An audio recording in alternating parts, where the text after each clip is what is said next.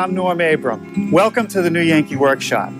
Each season we try to build at least one outdoor project, and today I think we have a winner. It's a flower stand. You know, one of those stands you might see outside a flower shop in Paris? Well, increasingly we're seeing those here in this country. So we'll go to a shop, see the one that they have, and then come back here and build our own version of a flower stand. That's next, right here in the new Yankee Workshop. Funding is provided by... Hi, Elaine. Hey, Norm. Mind if I take a look at the flower stand? Certainly, go right ahead. Thanks. Here at Duran's greenhouse, they have one of those French flower stands, and they use it to display potted plants and cut flowers.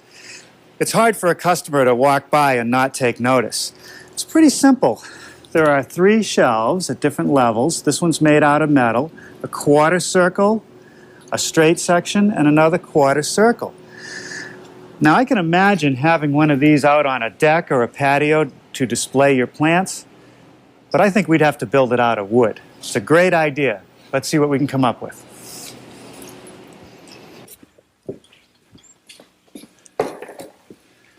What do you think? This is our version of a French plant stand. Of course we had to build it out of wood. And I think this is a very versatile unit. It's modular. So if you were to build one of the ends, you have a quarter circle, and you could tuck that into a corner. If you take 2 quarter circles and put them together, you'll have a half circle. And you can build any size center section to expand it to just about any size you want. And that would support anyone's container garden. The trick here was to use materials that will hold up outdoors and the project be strong. For the frame parts, I used cypress, a great outdoor wood, doesn't rot and doesn't get eaten by the insects. For the shelves, I used MDO plywood. This is a material they use for highway signs. And once this is painted up, it'll last forever. I cut some slots in all the shelves to make sure there was plenty of drainage. So this will hold up for many years. If you'd like to build your own plant stand, a measure drawing is available with a materials list, and you'll hear more about that before the program ends. One of the trickiest parts of this project is to make these curved supports that go under the front edge of the curved shelves. It's actually a lamination, several pieces of cypress glued together, and that's what I want to start with. Our laminated pieces are made up of 1/8 inch thick strips. There's 6 of them in each piece. 1/8 was the best thickness to bend a radius this tight. I start out with 3/4 inch stock that I want to rip into those thin strips. I'm not going to go right to 1/8 inch. I'm going to go to 3/16 to start. The best tool to do that is a bandsaw. Now, before we use any power tools, let's take a moment to talk about shop safety. Be sure to read, understand, and follow all the safety rules that come with your power tools. Knowing how to use your power tools properly will greatly reduce the risk of personal injury. And remember this, there is no more important safety rule than to wear these safety glasses. Right now, my bandsaw is set up with a 1/4 inch blade, and that's not good for doing resaw work. I want to switch that to a 1/2 inch. Our bandsaw comes with a rip fence. And if I were to try to resaw this material just against the fence itself, it might want to drift away. So the manufacturer has supplied this little cylinder.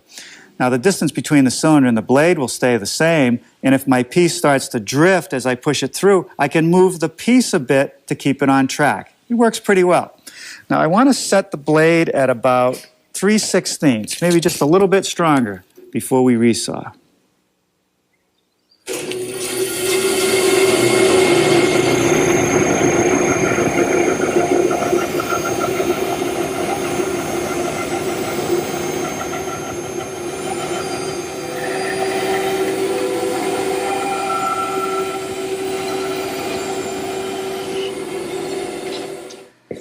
These pieces come off the bandsaw pretty rough, and if I were to glue them together, I wouldn't get a very good bond. I also want to thin the pieces down so they'll be more flexible to bend to the shape that I want. So I'm going to thin them using my surface planer.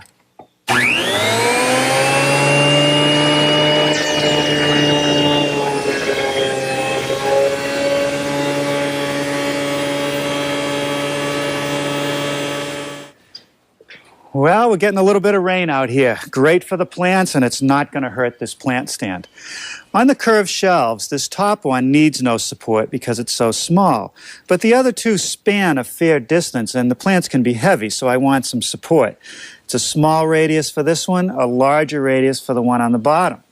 So what I did is I made two different bending forms. Here's the one for the small radius over here. And here's the large radius. Two pieces of MDF screwed together up on some plywood supports. And I made a few notches for some of my bar clamps. The glue that I'm going to use is a yellow carpenter's glue, which is water resistant. We've used this glue on many outdoor projects, and it's held up really well. I'll roll a thin coat on every mating surface, and then we'll clamp it to the form. I don't have unlimited time with this glue, so I have to move right along.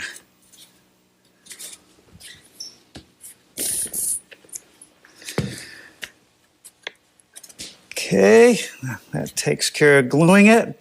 Now I'm going to set it on the form, and I'm going to start with one of these sort of edge clamps. They slide on, push them down as far as possible, and as I tighten the screw, it'll wedge itself in place and squeeze all the laminations together. Okay, now a bar clamp. Just hook it in my notch, bring it down, squeeze it, clamp it tight. Okay, I think I'll throw another one of these on. Just snug it up a bit and grab another bar clamp.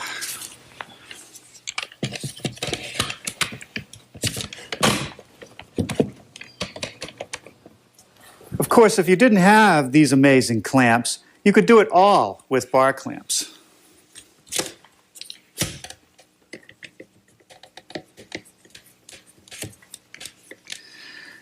I also have one of these three-way clamps, and this will work just as well. All right, we'll set this down and let it dry overnight. Here, I'm finishing the layout on what will become our three curved shelves. I start with a piece of 3/4 inch thick MDF.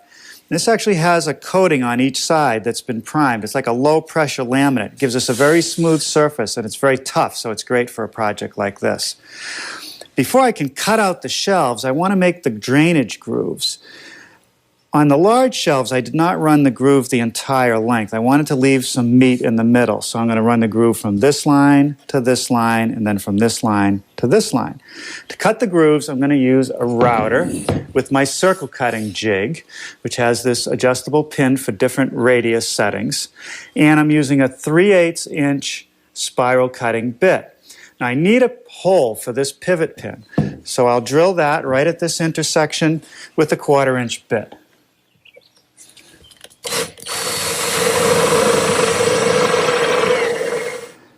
With that hole drilled, I can set the pin in the hole, and that gives me a pivot point for the router to cut a groove that has a radius that's parallel to the edges of the shelf. I'll make the cut with 3 passes.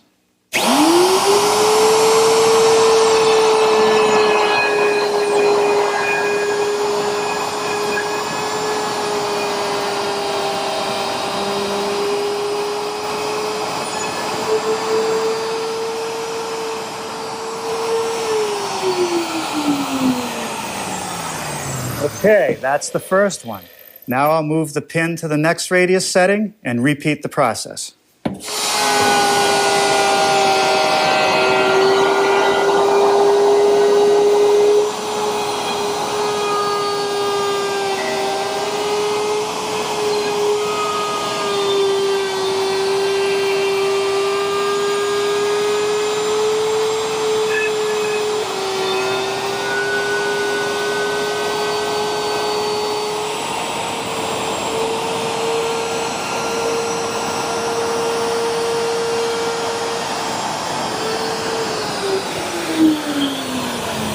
Now and only now, after the last of the grooves have been cut, will we think about cutting out the shelves.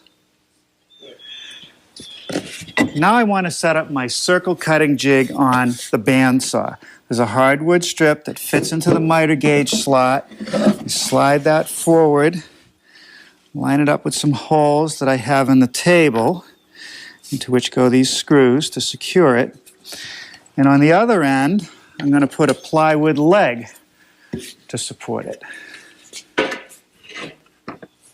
Just as with the circle cutting jig for the router, our bandsaw table has a pivot pin. I slide that to the measurement I want from the blade and secure it. Now I just set the blank in that same pivot hole I used with the router, and I'll be able to cut a perfect quarter circle.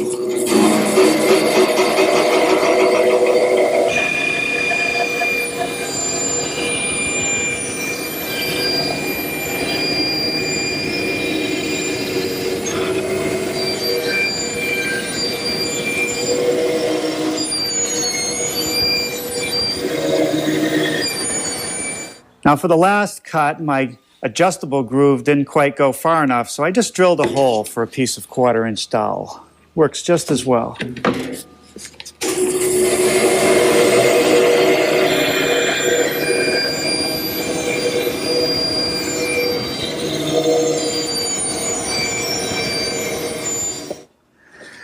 In order to accomplish what we've done so far, this pivot point was critical, and it needed some meat around it, so I brought it inboard a bit.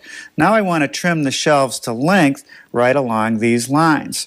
I'll start with the large one, and I save the cutoff from the bandsaw. That gives me a straight edge to place against the fence.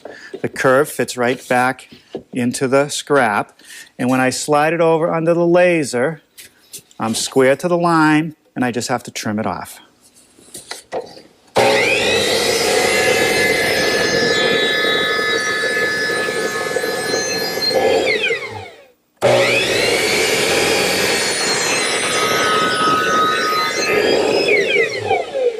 And there's the other end.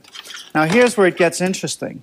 When I move to the next shelf, I have no support for it. So what I'm going to do is take some of my scrap wedges that I always save from other projects and wedge it until the line is square or parallel to my laser, and then I'll make the cut. Okay, that's good. Hold it securely, make the cut.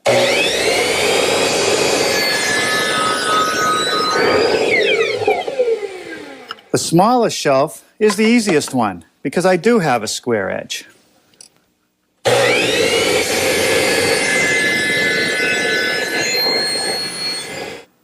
Now it's time to start working on the frames. All the frames are made up of the same size material, 1.5 wide, 3/4 inch thick cypress. Cut all the pieces a little bit longer. Now it's time to trim them to length before I make the half-lap joints. Set the piece in, square up an end, slide it down to my stop, in this case set at 35 1/4, and cut the other end. I have 3 more to cut, and with the stop it's great because I don't have to measure anymore.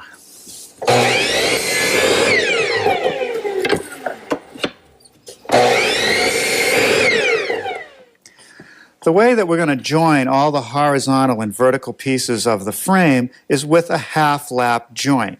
Sometimes they'll be at the end, sometimes they'll be at an intermediate location, but the techniques are the same. The first thing that I do is set up a stacked dado head cutter in my radial arm saw for about 3/4 inch width. Then I adjust it carefully and make a sample to remove just half the material so that the joints will be flush. When I make the end cuts like this one, I like to set up a stop, so I just slide the material in, make a pass, and then clean the rest of it up. That's where I'll get started.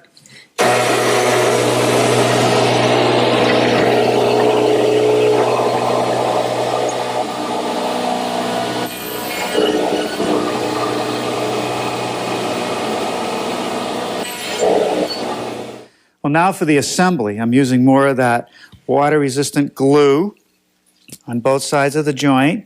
Squeeze it together, and I'll pin it with a few brads. The glue's really going to do the work.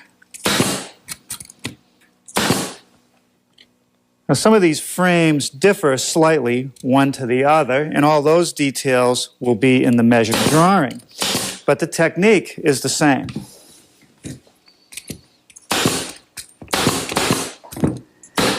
All right, that's the little leg at the front of the frame. Now, it would be nice to finish putting these frames together before I leave tonight. Tomorrow, it'll be a cinch to finish this project. Well, another day of spring showers. The plants are certainly enjoying it. Today, I'm going to start by putting some of the frames that we assembled together to make one of the corners. So I pre-drilled a couple holes, putting a nice bead of glue down that corner. And I'll hold this together with some spring clamps as I drill and install the screws.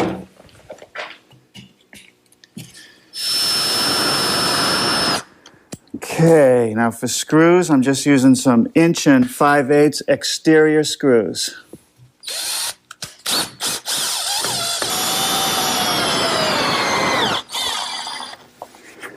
All right, let's make another one. Now for some shelves, another bead of glue. I'll carefully position it and attach it with some more of those screws.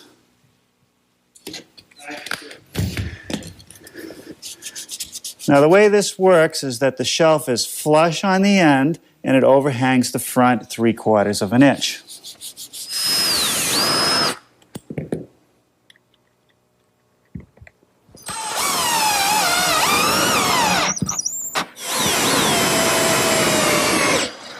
Okay, that takes care of the second shelf.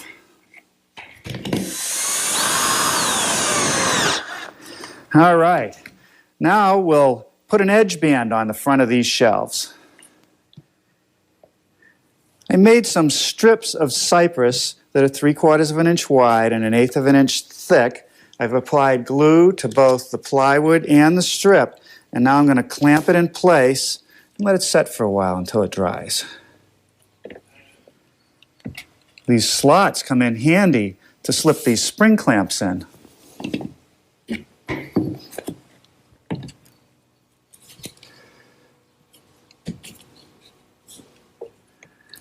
You've heard me say it time and again, you can never have enough clamps. Seems like a lot of effort to put a thin strip on the front edge, but that's what it takes. For the straight section that connects those 2 quarter circles, I need 2 frames like this. The cross pieces will get glued and nailed in place, and then we'll make some shelves.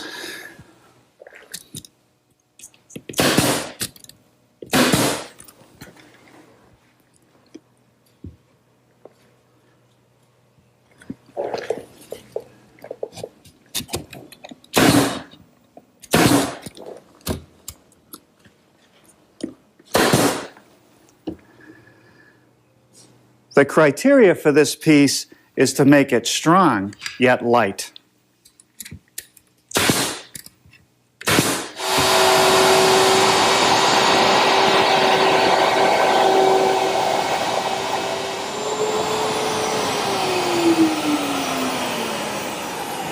The straight shelves need drainage slots as well. This time I'm using a guide fence on the router.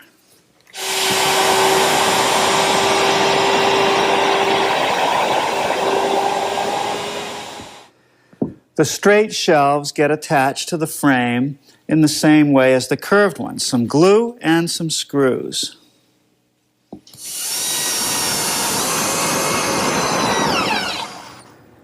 I'm going to treat the front edges of the straight shelves just as I did with the curved pieces, a little strip of cypress.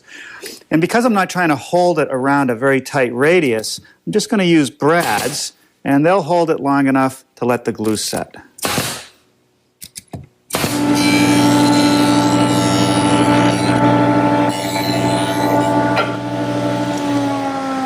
Now it's back to the curved laminations. I want to joint one edge. The jointed edge goes up against the bandsaw fence, and the result is a very uniform width.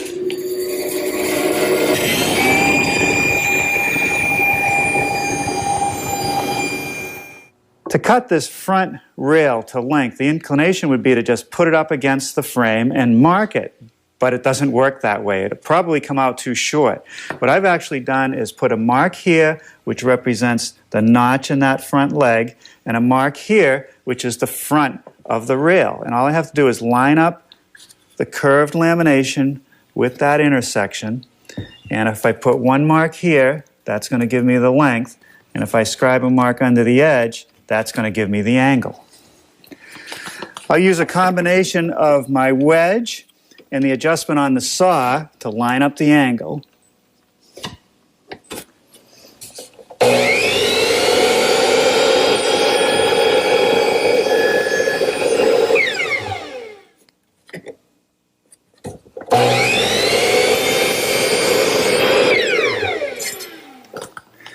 We'll check the fit. That's good. So now we can glue it and brad it. I want to show you one more detail on the prototype.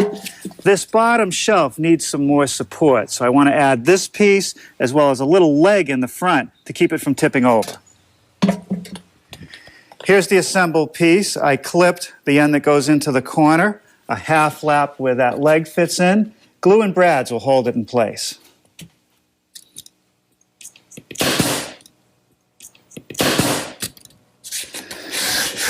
All right. Well, I'd say that the woodworking is just about done. A little more sanding before we bring this into the paint shop. Of course, I won't bolt it together until it's all painted. Our flower stand has a lot of nooks and crannies, so it would take quite a while to paint it with a brush. And I want to make sure every surface is covered because it's going to be outdoors. So I've built a spray booth, something we've wanted to do for a long time, made up out of plastic and dimensional lumber. I also have a turntable here, which makes it easy to spin the piece around as I paint it. For a spray gun, I'm using an HVLP, high volume, low pressure gun, which means it takes very little air to drive it, and most of the paint will end up on the project rather than in the atmosphere. It's already been primed. Now I'm ready for the final coats.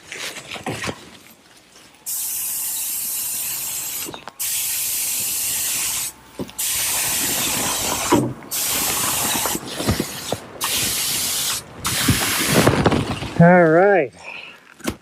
Well, that's the first coat. Several more coats over the next few days, and this will be ready for some flowers. Well, here it is, with several coats of good oil-based exterior paint. This thing should be maintenance-free for many years.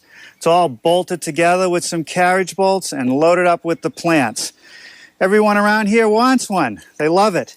I hope you'll build one. Let me show you what we're going to build next time.